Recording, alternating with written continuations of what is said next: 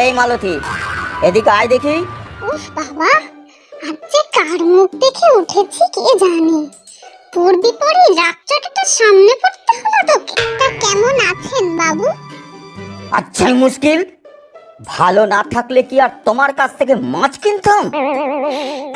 কোথায় ভাবলাম ভালো আছে কি জানতে চাইলে রাতটা একটু কমবে, তা নয় সব সময় রেগে আগুন হয়ে আছে।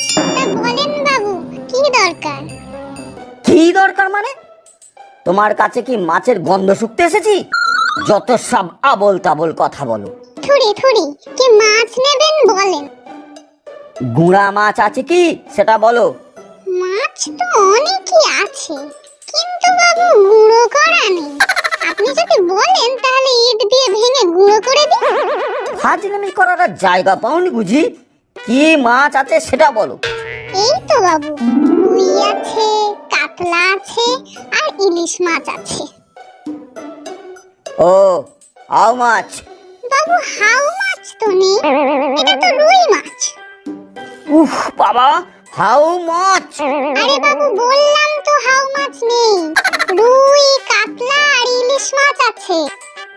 কোন গাধার পাল্লায় যে পড়লাম কে জানে। বলছি রুই মাছ কত করে? ও, রুই মাছ তো 350 টাকা কেজি।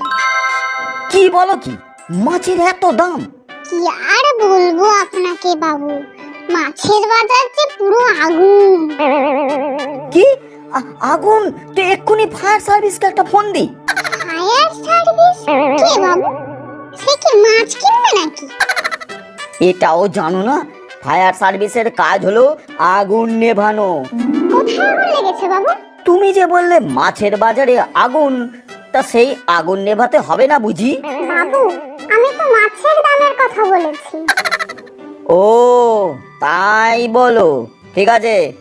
তুমি এবার মাছটা, আচ্ছা দেখি। 1 কেজি তো হয়নি, যা হবে একটু বুঝিয়ে দিই। এই নিন বাবু, মাছটা 1 কেজির একটু কম দিলাম, যাতে মাছটা নিতে আপনার কষ্ট না। ও এই ব্যাপার, ঠিক আছে। এই নাও তোমার টাকা ধরো। বাবু মাছের দাম যে 350 টাকা, আপনি 300 টাকা দিলেন যে বড়। টাকাটা একটু কমই দিলাম, যাতে টাকাটা গুনতে কোনো অসুবিধা না হয়।